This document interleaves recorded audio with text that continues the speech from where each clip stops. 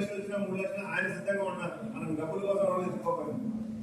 మీరు ఎవ్వరూ డబ్బులు చేయాల్సిన అవసరం లేదు. హనుమాన్ బైక్ ర్యాలీ కోసము రూపాయి కూడా అడగబాకండి. చెప్పండి.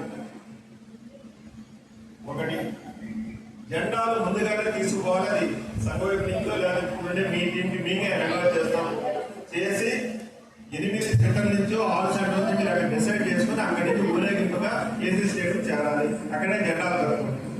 రెండో సమస్య మంచినీళ్ళు వచ్చిందండి.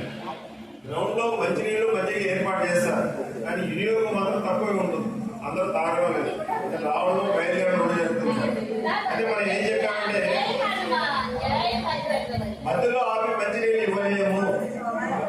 ఒక 5 నిమిషాలు ఆపడానికి ప్రయత్నం చేస్తే గంట పడుతుందండి సెట్ కావడం.